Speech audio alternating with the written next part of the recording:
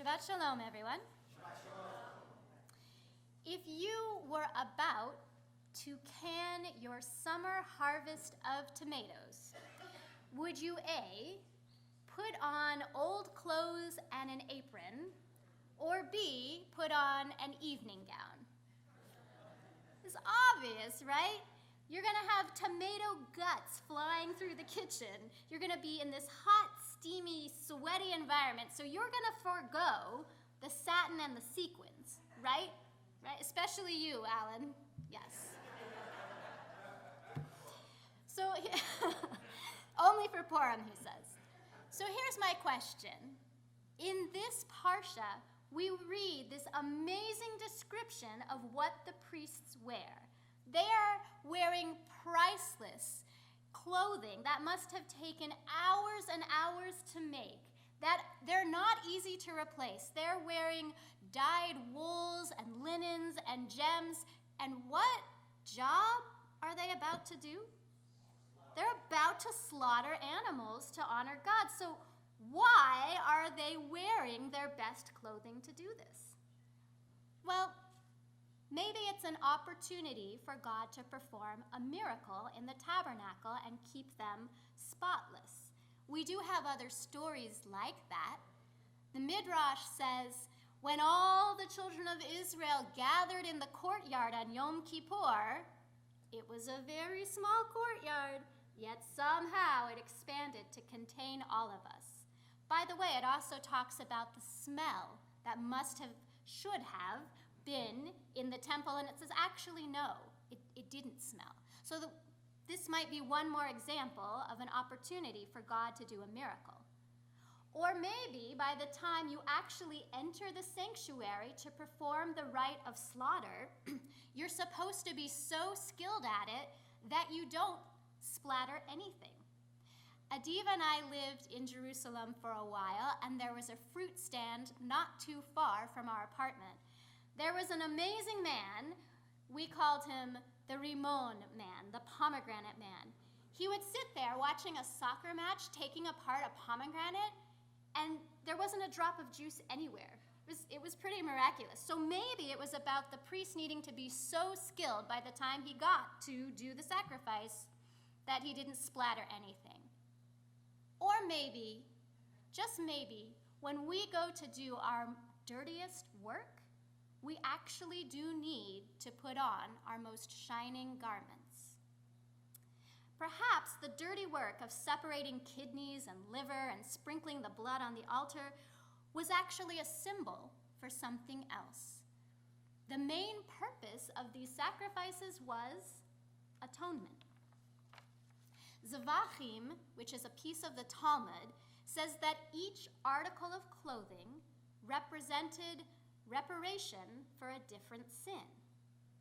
The robe that the high priest wore atoned for bloodshed. In fact, in our parsha, it's even referred to as a coat of armor. The breeches atoned for lewdness. All right, that makes sense. Pair of pants, lewdness, we got the imagery. The turban made atonement for arrogance, right? What's on your head. The belt atoned for impure meditations of the heart. The breastplate atoned for neglect of civil laws. The apron atoned for idolatry. The cloak atoned for slander. And the crown, worn on the forehead, atoned for brazenness. It's not the physical muck that dirties the priest. It's the metaphysical muck, the work of helping the people reconnect to what's holy. Because actually, I love this. Right after this list in Zvachim of how each article of the priest's clothing represents atonement for a different sin, it tells us the laundry secret of how they got it clean. They used aloe and saltpeter. Can you just picture? There must have been Jewish mothers and Jewish wives. Shmuley, you're not going into the tabernacle looking like that. Let me just rub a little of this aloe on you. Yeah, I can just see it. But there it is, recorded for all posterity to know the laundry secrets of the Kohanim. When facing the challenge to restore people's souls to connection with the holy, the priests dressed for the occasion. The splendor of their garments was to remind them and those who had sinned of a better time. because when the materials were brought to make the priestly garments, everyone gave gifts from the heart. It was an elevated moment for the Jewish people. It was one of spontaneity and joy and generosity. So by wearing these shining articles of clothing in the midst of all this muck, it was a message of hope for people to not despair, that those fine qualities in humanity still do exist. Interestingly, Moshe never dressed in the priestly garments.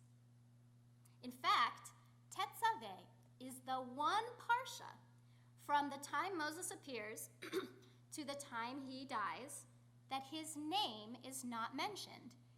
The ubiquitous way to start every parsha is Vayomer Adonai el Moshe lemor. However, this parsha starts Tetzaveh el bnei Yisrael. It's implied that Moshe is there. Tetzaveh, you will command. God is probably speaking to Moshe, but his name never appears. So Shemot Rabbah asks why? Why is Moshe so different? Why doesn't he need priestly robes? He was the one person not affected by the sin of the golden calf. It wasn't his idea to do idol worship. He was off receiving words of Torah. He's a very different person than the rest of us. In fact, maybe the theater and the pomp necessary in the tabernacle was something that didn't suit him well, for he was known to be a man of few words and great humility. We're told in Avodah Zarah, though, he does participate in the installation of his brother and his nephews into the priesthood. And like any good gossip column, Avodah Zarah wants to know, what did he wear? It says he wore a simple white garment, that the trappings of the priesthood were unnecessary for him, and Rav Kook, who was the Ashkenazi chief rabbi in Israel at the early 20th century, he expands on this piece of Talmud in Avodah Zarah about the white robe. He writes, the priests suffer from a fundamental dissonance. While they wear their special clothes, the Kohanim are shulchei dedan and shulchei derachmana, our emissaries to God and God's emissaries to us. But when they remove the priestly garments, they become private individuals once again. Not so with Moshe. Here's the thing. Most of us are not like Moshe. We can't constantly be in a state of an acute awareness of being connected to God and what's holy and seeing the best in humanity. Most of us are people. I started by asking why the priests wore such finery to do their messiest jobs. So what should we wear to do our messiest job? And I think by now you know I'm not talking about cleaning out the garage or changing the oil in the car. What should we put on when we have to step into metaphysical muck, an unhappy situation, a situation that requires atonement? Well, maybe we'd be tempted to wear armor. Body armor, like the soldiers in Fallujah do. We're not going to feel anything. We're going to be protected, and we're going to carry out this task with authority. Maybe, like sanitation workers, we would wear city-issued coveralls, which wash easily, and it doesn't matter if you get them dirty. Maybe we just want to put our heads down through the difficult situation and let it splatter us and know we can wash it off later and it just won't stop coming, so what's the use of trying?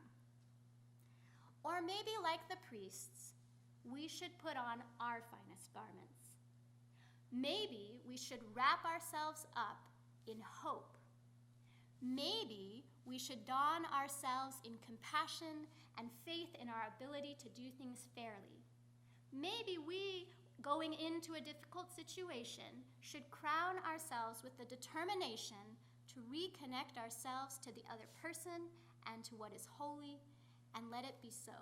Shabbat Shalom.